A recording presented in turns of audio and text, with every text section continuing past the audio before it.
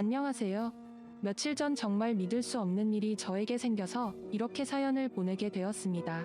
온 주변이 발칵 뒤집어진 제 이야기 꼭 끝까지 들어주세요. 사실 저는 나이 36살이라는 늦은 나이에 변호사가 되었어요. 가난한 집안에서 자라서 20살이 되자마자 돈을 벌어 아버지의 빚을 갚았고 뒤돌아볼 틈도 없이 그렇게 일만 하며 살았죠. 하지만 가진 것 없고 하루 먹고 하루 사는 저희 가족에게는 빼도 힘도 없었습니다. 하청업체에서 일했던 아버지가 산업재해로 큰 사고를 당했지만 상대 쪽의 변호사와 법쪽 인맥으로 제대로 된 보상 하나 받지 못한 채 억울하게 아버지는 생을 마감하셨습니다. 너무나 답답하고 화가 나서 잠을 이룰 수 없는 밤이 계속되었고 저에게 남은 희망이라고는 제 몸뚱이뿐이었습니다. 어쨌든 여기서 주저앉을 수는 없었고 어떻게든 살아서 그놈들이 다시는 우리 집안 무시하지 못하게 일어나야 했어요. 하지만 제가 해봤자 뭘 더 해보겠습니까? 고졸 출신의 막노동 일을 하고 아무것도 없는 제가 세상에 소리쳐봤자 나아지는 것은 하나도 없었어요. 어느 날 일을 하고 있던 도중 막노동 반장님이 제게 묻더라고요. 자네는 나이도 어린데 공부도 해볼 생각 없는가? 돈은 나중에도 벌면 되지만 공부라는 게 때가 있어서 때를 놓치면 무진장 고생하는 거야. 기회 있을 때 공부는 빚을 내서라도 해보게. 내가 자네 나이로 돌아간다면 반드시 공부를 할 거야. 생각해봐. 여기서 달에 300만 원 받아봤자 1년이면 3,600만 원인데 40살, 50살 처자식이 생겨도 이렇게 번다고 생각하면 막막하잖아. 그러니까 내 말 잘 새겨들어. 저는 반장님의 조언에 머리를 한 대 맞은 듯한 충격이 왔습니다. 반장님의 그 한마디는 제 인생을 바꾸어 놓기 충분했어요. 아버지가 사망함으로써 제가 갚아야 할 빚은 그래도 어느 정도 사라진 상태였고 젊음이 있었기에 모든 걸 던지고 공부를 시작했습니다. 고작 고등학교 졸업한 제가 일단 처음으로 해야 할 것은 대학을 나와야 하는 것이었어요. 수능을 다시 보아 대학을 간다는 것은 자신이 없었고 저는 학점은행자를 통해 학점을 딴 후 방통대에 들어가게 되었습니다. 그곳에서 학사학위를 받았어요. 우연한 계기로 행정법과 정부의 행정이라는 강의를 수강했는데 그때부터 사회에 대한 관심이 생겼던 것 같아요. 모르면 당하는 게 오늘의 사회구나. 그래, 공부하고 법을 알아서 내 자신을 보호할 수 있어야겠다고 생각한 저는 4년제에 들어가서 공부하고 싶은 욕심이 생겼고 편입이라는 제도를 알아보게 되었습니다. 법학과에 입학하겠다는 그 신념 하나로 1년 동안 고시원에 틀어박혀 공부만 했어요. 하도 앉아있어서 허리 통증은 말로 할 것도 없었고 정말 끊임없는 자기와의 싸움에서 저는 점점 지쳐갔습니다. 난생 처음 배워보는 영어에 애를 많이 썼죠. 그래도 1년간 14시간씩 밥 먹을 시간 빼고 공부만 하니까 멍청한 저도 되긴 되더라고요. 합격을 했습니다. 법학과에 당당하게 들어갔고 그렇게 저는 정말 하루하루를 최선을 다해 살았어요. 뒤늦게 시작한 대학 생활이었지만 너무 행복했고 정말 벅찼습니다. 이제야 인생다운 인생을 사는 듯한 기분이 들었어요. 매일 앞자리에서 수업을 듣고 제가 만점을 받는 바람에 교수님이 제게 관심을 주고 애정받는 학생이 되었습니다.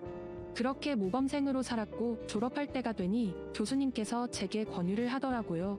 변호사 해보는 게 어떻겠냐고 하면서요. 저는 처음에 망설였습니다. 로스쿨 제도에 내가 잘 적응할 수 있을까? 게다가 나는 도와줄 부모님도 안 계시는데? 하면서 우물쭈물하니까 교수님이 말씀하시는 겁니다. 로스쿨에 입학하면 소득에 따라서 지원받을 수 있는 것도 많으니까 자네가 로스쿨을 준비하면 내가 두 팔 걷어 학비 지원받을 수 있게 도와준다고요. 저는 그렇게 고민 끝에 교수님의 지지로 로스쿨에 입학했고 정말 피똥 싸면서 또다시 엄청난 그 공부의 소용돌이에 들어갔습니다.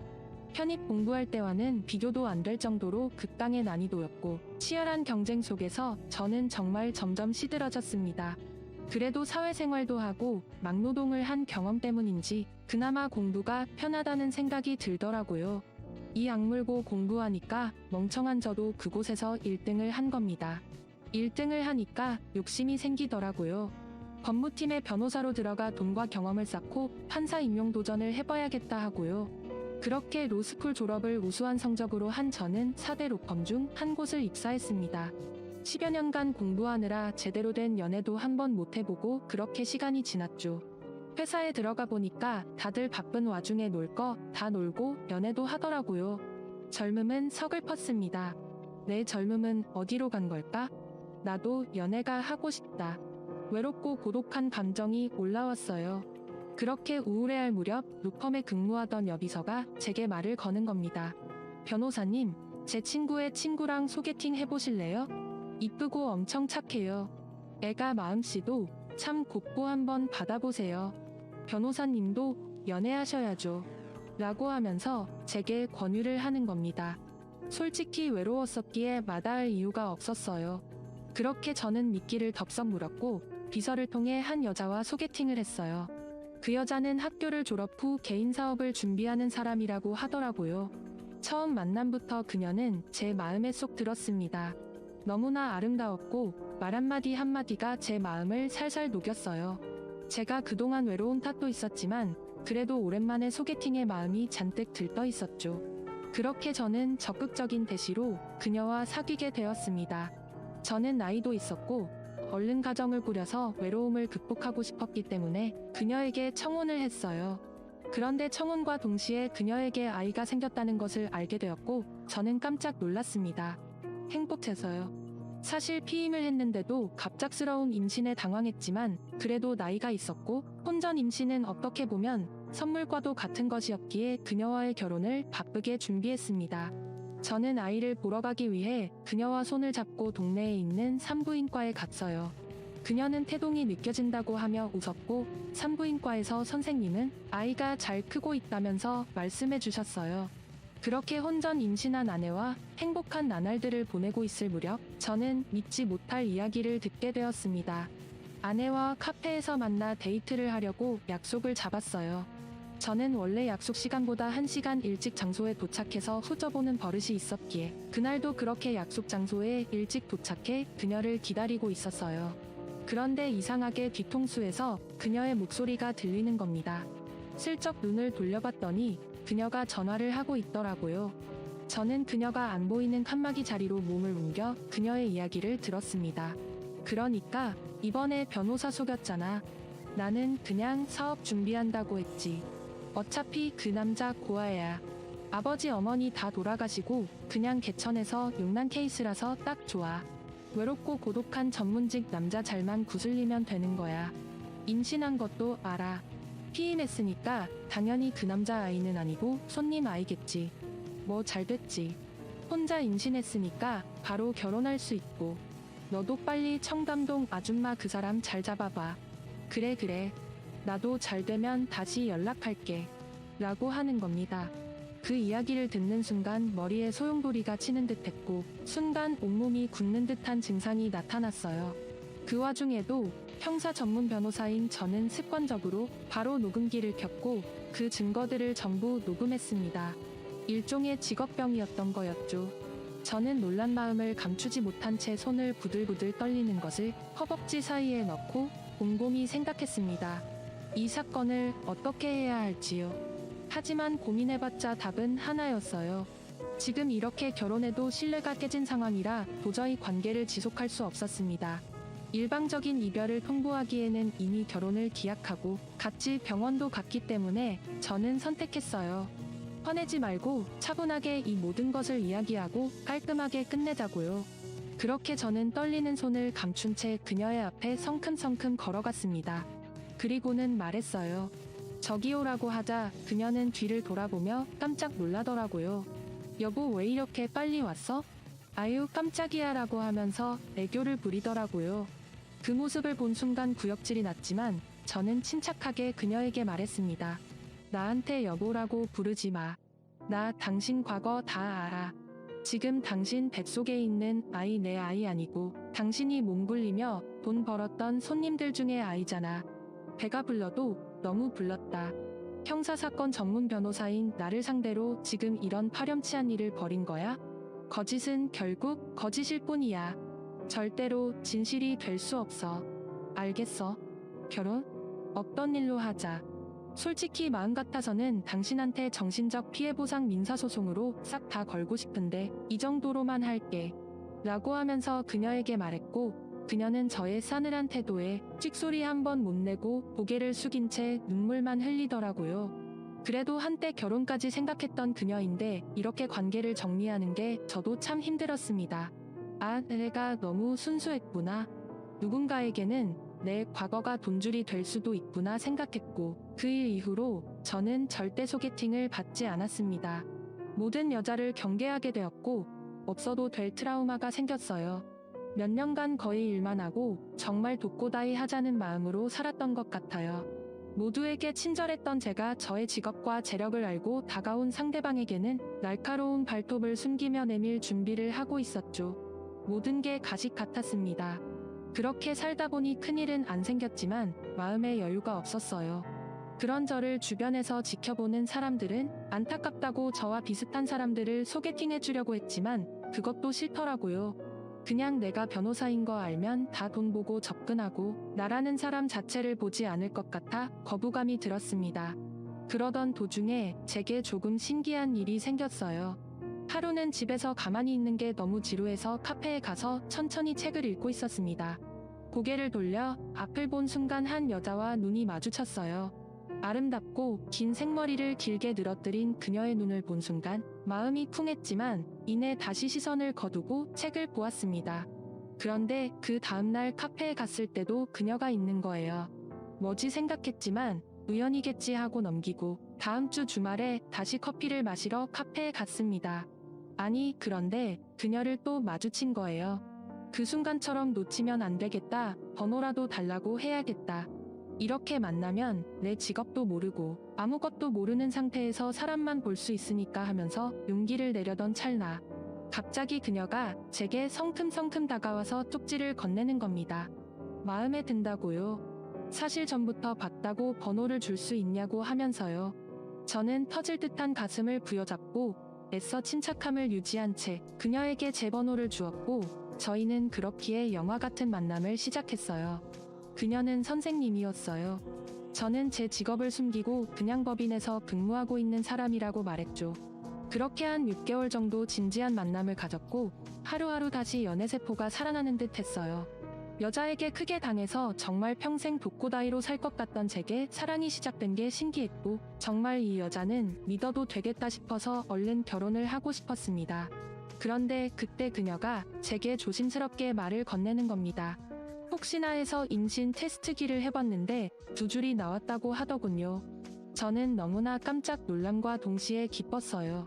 이제는 정말 내 아이구나 싶었고 저는 그 여자와 손을 잡고 집 근처 동네에 있던 산부인과에 갔습니다. 전 파혼한 아내와 함께 갔던 곳이었죠.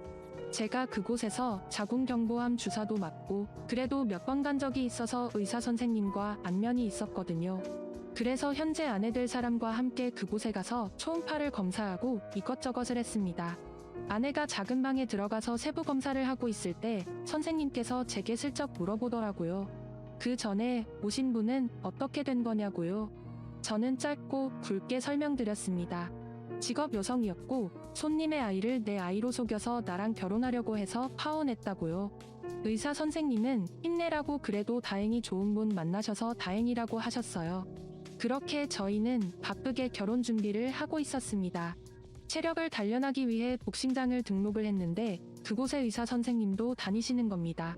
깜짝 놀랐고 결혼과 아이에 관련해서 몇 번 말을 나누다 보니 부쩍 친해졌고 나중에는 연락처도 교환해서 따로 같이 만나 운동을 하러 갈 정도로 친해졌습니다. 아내 될 사람의 산부인과 전담의와 친해졌다는 게 여간 든든한 일이 아니었죠. 그렇게 저는 멋진 아이의 아빠가 되기 위해 체력 단련도 하고 일도 열심히 하면서 바쁜 하루를 보내고 있었습니다. 결혼 석 달 전 저희 집의 예비 아내, 그냥 아내라고 부를게요. 아내가 집에 들어와 같이 살기 시작했어요. 다니는 산부인과가 저희 동네에 있으니까 왔다 갔다 하기 쉽게 아예 저희 집으로 들어온 거죠. 그리고 신혼집도 제가 살고 있는 아파트에서 리모델링을 하고 살기로 했습니다. 그렇게 하루하루를 보내고 있던 중 제가 서류를 작성하다가 헷갈리는 맞춤법이 있었어요. 국어 교사를 하고 있는 아내에게 물어보았죠. 자기야, 여기서 띄어쓰는 게 맞지? 검색해봐.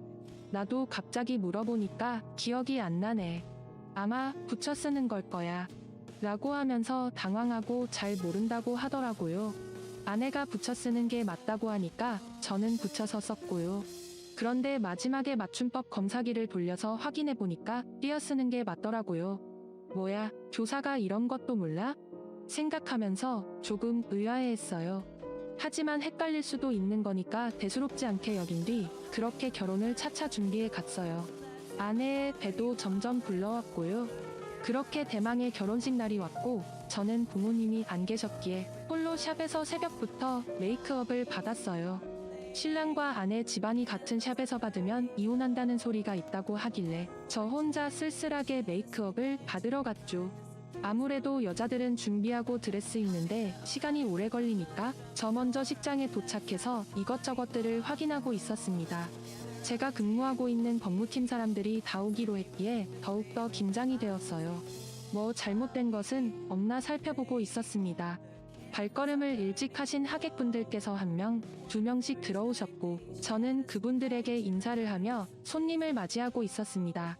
워낙 일찍 도착해서 미리 준비하는 게 습관이라 결혼식에서도 그런 제 태도가 드러난 거죠. 이렇게 미리 도착해 긴장을 달래고 있을 무렵 굉장히 양아치 같은 사람들이 식장으로 들어오는 겁니다. 제 하객은 아니었고 아내 쪽 손님이었던 것 같아요. 어디 강남 바닥에서 놀 것 같은 검은색 가죽 자켓에 스모키, 화장을 진하게 한 여자들과 소매와 목 사이로 보이는 문신들이 있는 덩치가 산만한 남자 3명이었어요. 저는 다른 하객들을 맞이하는데 그 무리가 저를 보면서 막 웃고 자기들끼리 무슨 이야기를 하더라고요. 그때 아내가 도착했고 아내는 그들을 보면서 깜짝 놀라더라고요. 야, 내가 오지 말라고 했잖아. 아, 진짜 너네들 때문에 미치겠다. 야, 의가 빠지면 섭하지. 우리가 밑바닥에서 같이 보낸 세월이 얼마인데. 우리 둘 중에 지금 제일 공사 잘 쳐서 시집가는데 그 모습 생생하게 두 눈으로 기억해야 우리가 자격받아서 너처럼 되지 않겠어? 우리 네 신랑한테 말도 안 할 거니까 긴장 풀어라. 우리 그렇게 못된 사람 아니에요? 라고 말하더라고요. 얼굴 표정이 잔뜩 굳어진 와이프는 다시 이내 표정을 고쳐잡았습니다. 뭔가 상황이 이상했지만 그래도 지금 뭐 어떻게 할 수가 없었기에 찝찝한 마음을 감추고 다시 몰려오는 하객분들을 맞이했어요. 회사 사람들도 전부 왔고 다들 독고다이 한다고 그렇게 노래를 부르더니 아니었다고 하면서 제 어깨를 두들기며 놀리셨고 저는 그 덕분에 긴장이 풀렸죠. 시계 진행이 코앞으로 다가왔을 무렵 저기 멀리서 산부인과 의사 선생님이 들어오시는 겁니다. 같은 복싱을 다니면서 부쩍 친해졌고 그래서 제가 청첩장을 드렸거든요. 그런데 그 의사분의 얼굴 안색이 너무나 안 좋으셨어요. 그분께 다가가니 그분이 갑자기 제 팔목을 잡으며 말하시는 겁니다. 변호사님 지금 바쁘시죠? 다름이 아니라 꼭 전해드릴 말이 있는데 잠시만 시간을 좀 주실 수 있으세요? 라고 하면서 저를 비상계단 쪽으로 데려가는 겁니다. 저는 회사 동생에게 자리를 맡기고 이야기를 하러 갔죠. 선생님 왜 그러세요? 숨 좀 고르고 말해보세요. 라고 하니 그 의사분이 믿지 못할 이야기를 꺼내는 겁니다. 아니 변호사님 전 아내분 그러니까 그 직업 여성인데 직업을 속이고 변호사님께 접근한 그 여자랑 지금 아내 되실 분이랑 아는 사이예요. 놀라지 말고 들으세요. 변호사님 그 여자 카페에서 만난 거죠? 그것도 정부 계획된 만남이었어요. 변호사님과 파혼한 그 여자가 자기 술집 동생을 시켜서 변호사님이 자주 가는 카페에 출몰하게 했고 변호사님의 번호를 딴 거예요. 제가 그걸 어떻게 알았냐면 여기 핸드폰 좀 보세요. 라고 하면서 제 아내의 핸드폰을 건네더라고요. 얼마 전에 핸드폰 잃어버렸다고 아내가 새로 핸드폰을 샀거든요. 아내의 핸드폰이 산부인과 소파 사이에 껴 있었던 겁니다. 아내가 검진을 받으러 병원에 갔을 때 주머니에서 핸드폰이 빠져 소파에 낀 것 같고 주말에 병원 대청소를 할 때 의사 선생님이 그 핸드폰을 발견한 거였어요. 핸드폰 주인을 찾아주려고 했는데 일주일이라는 시간이 지나서 그런지 연락이 안 와서 그 핸드폰 잠금을 풀어서 어디에 팔려고 했대요. 공장 초기화를 해서요. 그러다가 컴퓨터를 잘 다루시는 원장님께서 아내의 핸드폰을 컴퓨터에 연결해서 잠금을 풀었는데 그게 판도라의 상자였죠. 그 안에는 내 아내와 전에 파혼한 아내가 함께 저를 다시 꼬셔서 제 돈을 탐내고 인생을 역전하려고 하는 계획이 몽땅 들어 있었습니다. 충격적인 것은 전 아내가 했던 수법과 마찬가지로 현재 아내가 임신한 아이도 제 아이가 아니었어요. 피임을 철저하게 해서 관계를 맺는 제 아이를 가지지 못할 것 같으니 손님의 아이를 임신한 뒤 혼자 임신했다고 결혼하자고 한 것이었어요. 그러니까 학교에서 국어 교사를 한다는 것도 거짓말이었습니다. 사소한 맞춤법조차 고민하고 대답하고 또 그 대답이 틀렸던 이유가 그제서야 밝혀진 거였어요. 저는 온몸이 덜덜 떨리고 어떻게 해야 할지를 몰랐어요. 저는 의사 선생님께 부탁했습니다. 그 핸드폰을 좀 받을 수 있냐고 하면서요. 의사 선생님은 당연하다고 어떻게 하면 좋냐고 하며 저를 걱정했고 저는 순간 패닉이 되었습니다. 다리가 후들거려서 아무것도 할 수 없었어요. 결혼식장에서 뛰쳐나가야 하나 그러면 내 회사 동료들은 어떻게 하고 아내한테 지금 전부 말하고 화를 내야 하나 그럼 결혼식 진행은 어쩌지 오만 가지 생각이 들었습니다. 비상계단을 나와서 정말 죽은 사람처럼 얼굴이 새파랗게 서 있으니 제가 다니는 로펌 대표분께서 제게 다가와 말하더라고요. 무슨 일이야 결혼식 전에 이렇게 긴장해서 어쩌려고 많이 떨리지 하고 나면 아쉬운 것밖에 생각 안 나니까 최대한 즐겨라고 하더라고요. 저는 조심스럽게 말했죠. 대표님 이것 좀 보세요라고 하면서 아내의 핸드폰을 건넸고 그 안에 있던 정말 충격적인 모든 계획과 내용들을 보여줬어요. 대표님, 저 지금 결혼식장 뛰쳐나가는 게 맞습니까? 아니면 끝까지 진행하고 고소하는 게 맞습니까? 저쪽에 저 가죽 입은 무리들 보이시죠? 저 사람들이 아내랑 같이 가게에서 일했던 직업 여성 남성들이랍니다. 소름이 끼쳐서 지금 뒤통수가 얼얼해서 무엇을 할 수도 없을 것 같아요 라고 하자 대표님은 최 변호사 어쩌나 걱정하지 말게나 일단식은 진행시켜 그리고 뒤에 싹 다 폭로하고 고소 진행하자. 내가 로펌 사람들한테는 말할 테니까 자네는 걱정 말고 일단은 자네 친지 쪽도 왔으니 진행시킨 뒤에 해보자고. 저는 그렇게 굳은 표정으로 식을 진행시켰습니다. 그리고 사람들 식사까지 끝난 뒤 저희 로펌 사람들과 함께 아내에게 찾아가 말했습니다. 당신 김현지랑 아는 사람이지?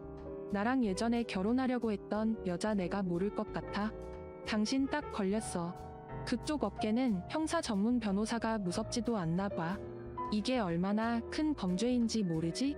라고 하자 그녀는 닭똥 같은 눈물을 흘리며 말하더라고요. 무슨 소리야 자기야 나 선생님인데 도대체 무슨 말을 듣고 나한테 이래? 라고 하는 순간 갑자기 아내의 업소 동료들 가죽 잠바 무리들이 달려와 말하더라고요. 저희 같은 학교에서 근무하는 사람들이에요. 업소 사람이라뇨? 무슨 소리를 하는 거예요? 라고 하자마자 저희 로펌 대표님이 아내의 핸드폰을 들이밀며 말했습니다. 너네 강남에서 근무하는 업소 사람들이잖아. 우리 그쪽 경찰 형사들 잘 아는데 단속 한번 돌려서 너네 인생 망하게 해줄까? 여기 핸드폰에 너희들이 몸 굴려서 돈 번 거 다 나오는데 이거 형사 쪽으로 넘어가면 어떻게 되는지 알지? 최 변호사를 상대로 작업을 해? 딱 기다려. 우리가 아주 법의 따끔한 맛을 보여줄 테니까. 라고 말을 했고 그 사람들은 얼굴이 굳어서 아무 말도 하지 못했어요. 결국 제가 속한 변호사 회사 사람들의 총력을 기울여 그 여자에게 형사, 민사 소송 그리고 각종 소송들로 그녀에게 복수를 했고 아내와 함께 근무한 그 사람들도 관련법 위반 혐의로 경찰에 증거를 남겨 그놈들 전부 재판장에 서게 되었어요. 파혼한 전 아내 그리고 아내가 될 뻔한 아내 모두 결국 제 앞에서 용서해달라고 두 손을 싹싹 빌며 용서를 빌었지만 저는 가차없이 거절했습니다. 결국 그 사람들 모두 벌금형의 위자료로 돈을 물어주게 되었고 집행유예 경력이 있었던 전 아내는 결국 동일 범죄로 인해 감옥에 들어가게 되었습니다. 위자료의 민사소송 패소로 인한 엄청난 금액을 제게 주게 생긴 그녀는 빚까지 냈고 결국은 인생이 완전히 나락으로 떨어졌고 지금 알코올 중독에 걸려 몸과 얼굴이 망가져 시골 다방에 내려가 일을 하고 있다고 하더라고요. 정말 너무나 시원했지만 어찌됐건 이런 일이 저에게 생겨 너무나 마음이 아팠습니다. 회사 사람들 모두 저를 안타깝게 봤고 도움 준다고 좋은 사람들 고르고 골라 저에게 소개시켜줬어요. 그 사건으로 3년이 흘렀을 때 저는 회사 사람들이 소개시켜준 같은 변호사분을 만나 지금은 결혼을 했습니다. 지금 생각해도 아찔하고 끔찍한 제 경험이었네요. 정말 변호사한테도 이렇게 작업을 치는데 법을 잘 모르는 분들에게는 그런 업소 사람들이 얼마나 사기를 치고 자신의 신분을 위조할지 상상이 안 가네요. 씁쓸하지만 이렇게 험악해진 게 요즘의 현실인 것 같습니다. 제 사연을 읽어주셔서 진심으로 감사드립니다.